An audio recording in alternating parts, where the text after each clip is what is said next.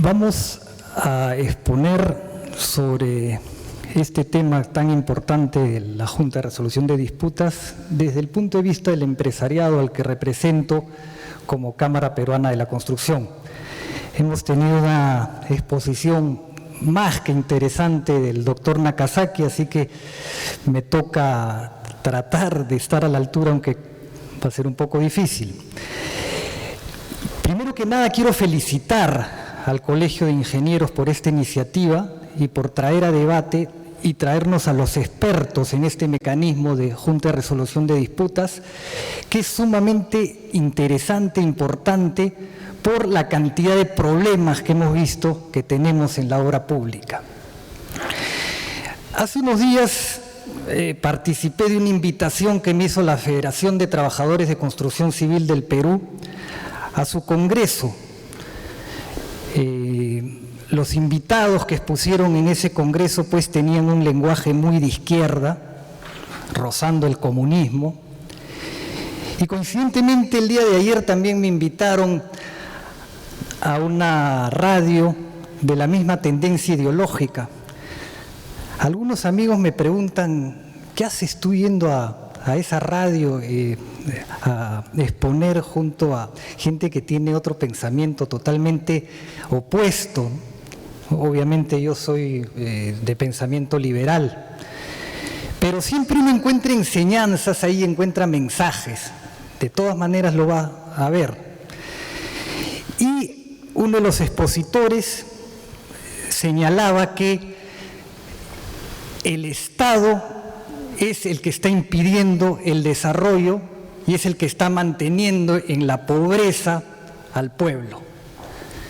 El Estado neoliberal, por supuesto, lo calificaban, ¿no? Yo no creo que sea un Estado neoliberal el que impide que las obras sean ágiles y que las obras se ejecuten y que las obras se concreten y se terminen, ¿no? Eso es lo menos liberal que hay.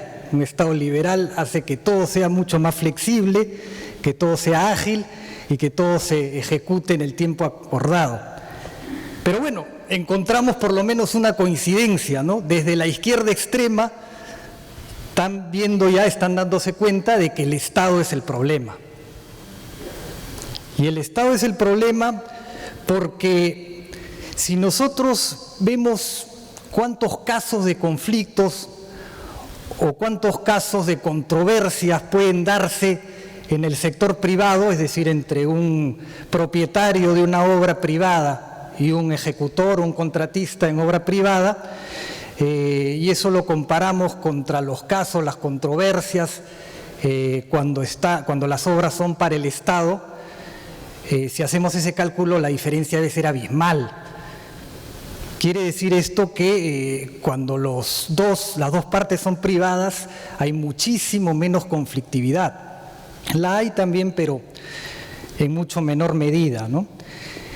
Entonces, obviamente algo estamos haciendo mal. Y eso ustedes lo conocen mejor que yo. Si tenemos 400.000 millones de soles en déficit de infraestructura que no podemos resolver y que sigue creciendo más bien, si tenemos 23.000 millones de soles en obras paralizadas, y una obra paralizada es el peor negocio para el país, sin duda alguna, porque es una obra donde ya se gastó muchísimo dinero, pero no le sirve a nadie, ¿no? Una carretera que no llega a ningún sitio, un puente que no tiene carreteras a los dos lados, o un colegio que se quedó en los cimientos. Se invirtió mucha plata de la nación y no se ha concretado. Entonces, tenemos que resolver ese problema.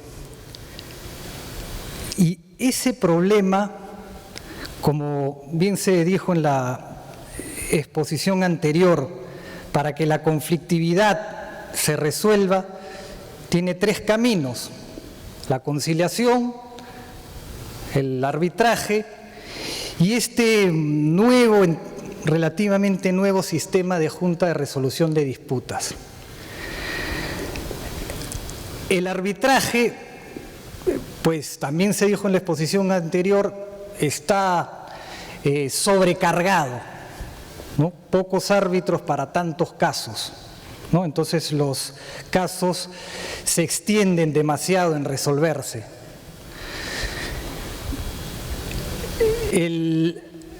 La conciliación es un mecanismo que obviamente tampoco ha funcionado bien porque se lleva mucho caso al arbitraje.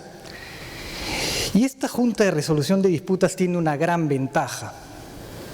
Tiene la gran ventaja de que los que participan están desde el comienzo de la obra, es decir, la conocen en todas sus facetas, en todos sus pasos, de principio a fin.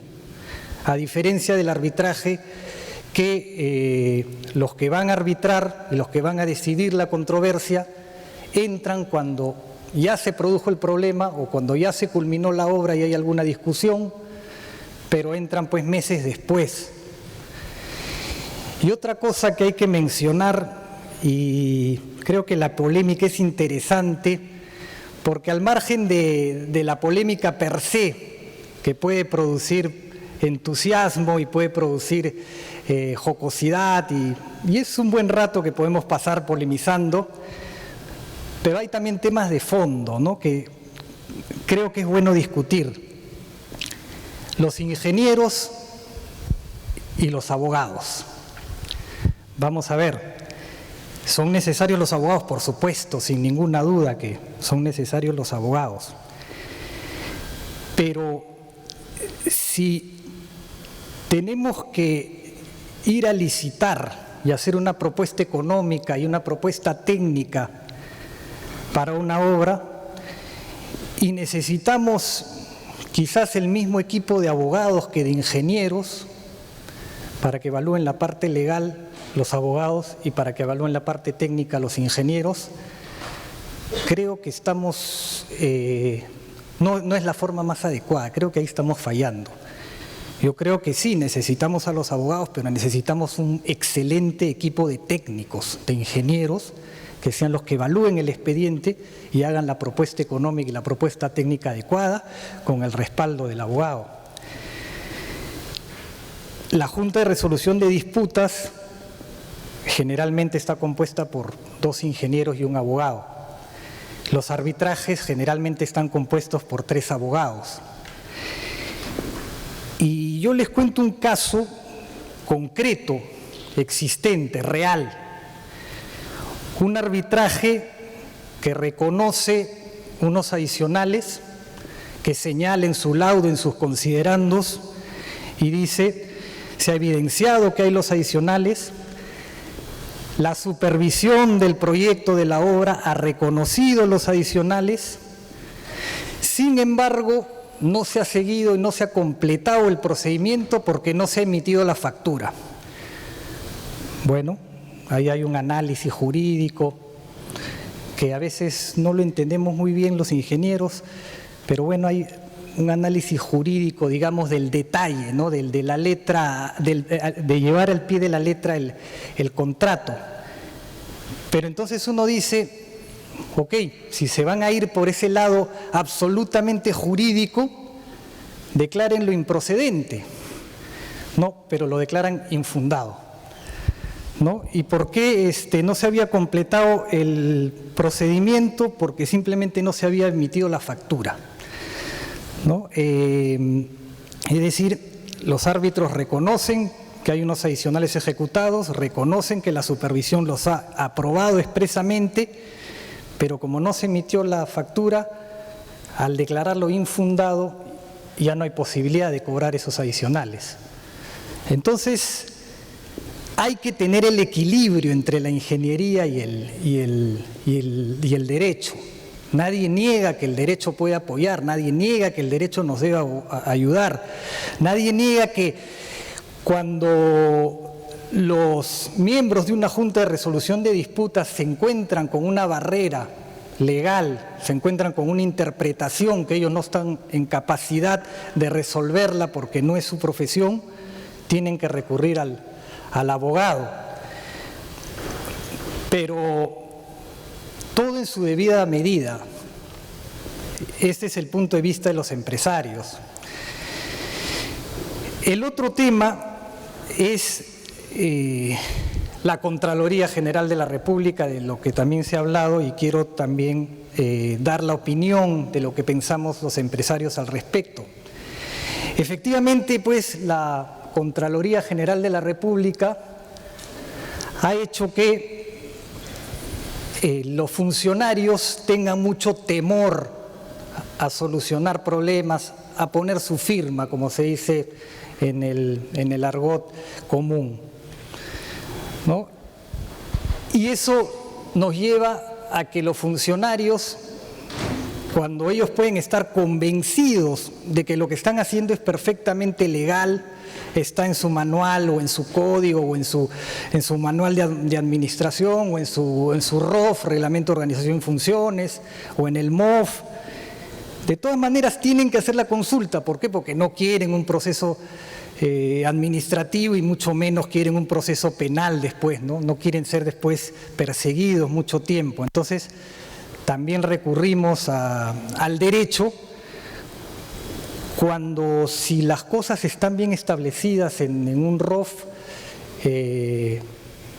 deberían solucionarse más rápidamente, ¿no?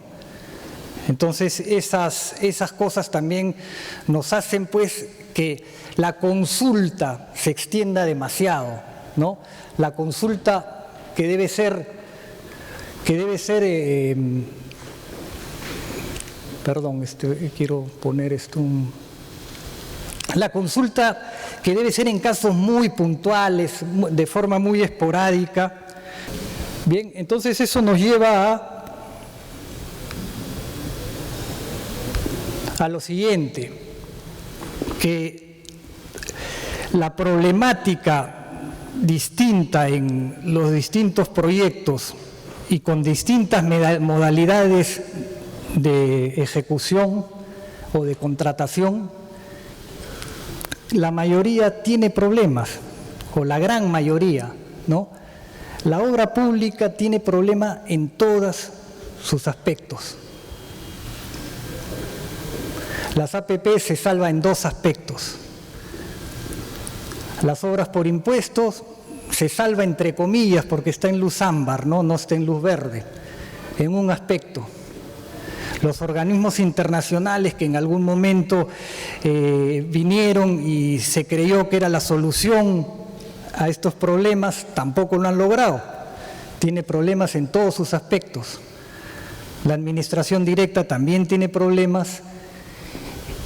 Y lo que está funcionando de alguna forma son los G2G, que tienen otra forma de llevar a cabo la selección, la procura, la selección, la adjudicación y el mismo proceso ya de construcción.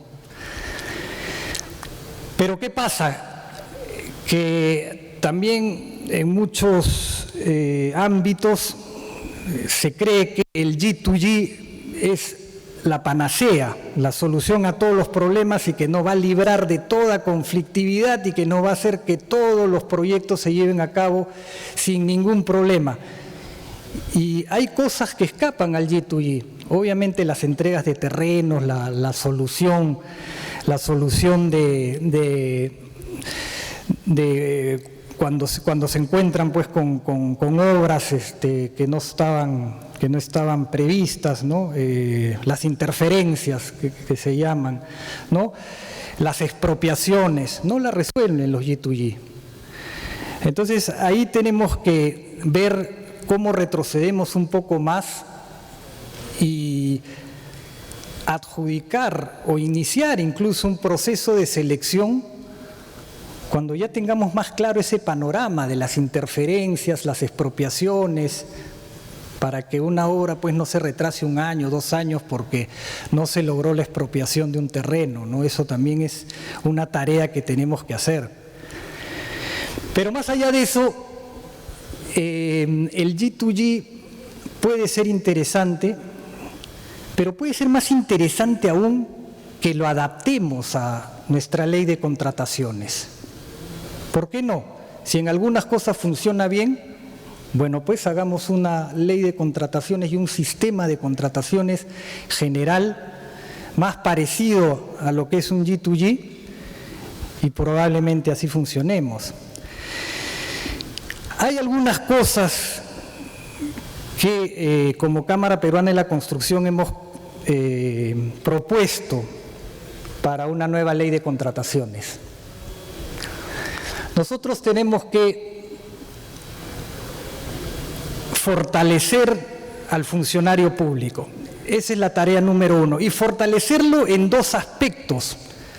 Fortalecerlo en el aspecto técnico y fortalecerlo en lo que decía el doctor Nakazaki, en la protección a su decisión.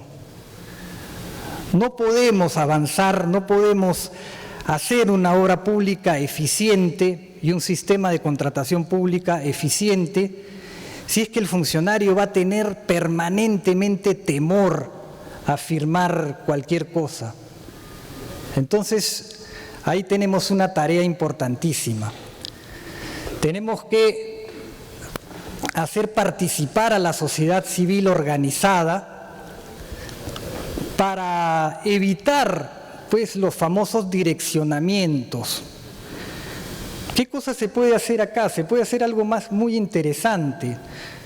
¿Por qué no los comités de selección, en lugar de que los nombre el titular del pliego, por qué no se nombran a pedido del titular del pliego para que los designe el Colegio de Ingenieros, el Colegio de Arquitectos en algunos casos si se trata de una edificación, universidades de prestigio?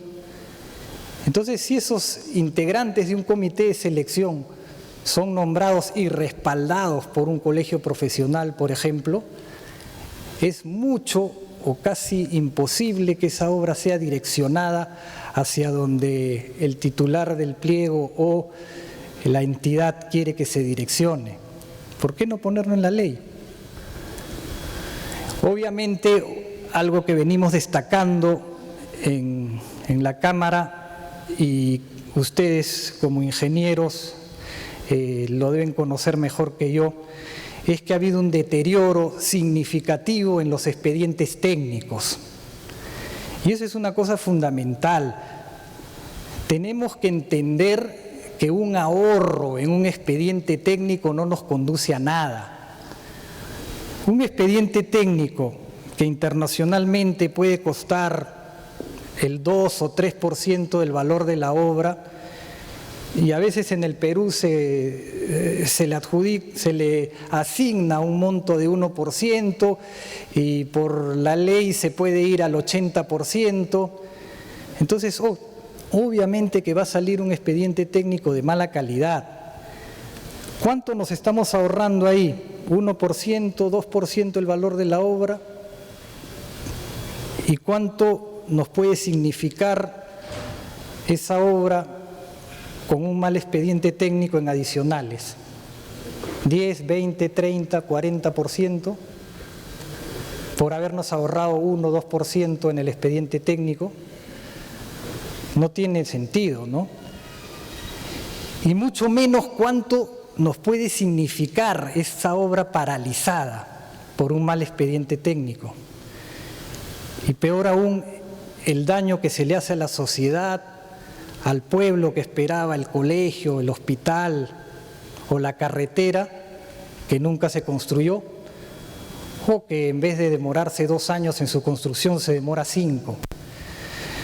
Entonces, nosotros en Capeco somos totalmente conscientes y venimos promoviendo que los expedientes técnicos tienen que tener el valor necesario, tienen que dársele el valor necesario para que se hagan buenos expedientes técnicos. Si no, no vamos a salir del problema que tenemos. Bueno, la simplificación del proceso de selección de postores es algo que también venimos postulando y es algo que va acorde con lo que mencionamos anteriormente, ¿no? Los G2G. Los G2G tienen esa ventaja, la simplificación del proceso de selección, que es algo que también hay que hacer. Igualdad de condiciones entre empresas peruanas y extranjeras. Eso es algo que hemos visto muy marcadamente en los últimos años, sobre todo con un grupo de empresas de un país determinado, que a todas luces quien conoce procesos de selección se daba cuenta rápidamente que venían a competir con una gran ventaja, ¿no? Y bueno fuera que hubieran solucionado el problema de la falta de infraestructura, no, todo lo contrario. Han dejado también obras paralizadas, tienen un número de proveedores nacionales impagos y una cadena de problemas que han dejado a su paso. No, pues es admisible, y yo no creo que pase en otros países, que vaya una empresa extranjera y deje tirados a proveedores de su nacionalidad. No creo que otros países lo permitan.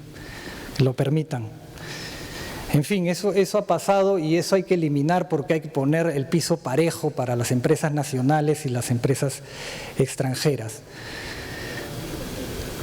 Ampliar el esquema de garantías. Hoy día también es complicado, como sabemos, obtener cartas fianzas para la obra pública. Entonces tenemos que acudir a otros mecanismos que le garanticen al propietario de la obra, la entidad, la ejecución y la correcta ejecución de esa obra, pero sin que saque pues a los postores nacionales, que se les hace complicado y cada vez más y a veces hasta imposible obtener una carta fianza. Entonces eso también es un tema que hay que solucionar y que lo hemos propuesto para la nueva ley de contrataciones. Y por último, la solución de disputas y controversias. Realmente yo he conocido hace muy poco este mecanismo de la Junta de Resolución de Disputas, pero me parece sumamente acertado. Me parece muy interesante el hecho de que estos integrantes estén desde el principio de la obra, la visiten, la conozcan el cuaderno de obra, conozcan el contrato desde que se firma, conozcan cuáles pueden ser las controversias cuando inmediatamente se suscitan y no después de meses o un año. Repito, interesante que sean ingenieros. Ahí tenemos una polémica, pero yo creo que la ingeniería tienen que resolverla los ingenieros. Definitivamente va a haber un punto donde va a haber que hacer una interpretación, porque los contratos no son perfectos. Los contratos pueden dejar algo abierto, los contratos pueden dejar algo que no se contempló, y entonces en ese momento recurrimos al abogado.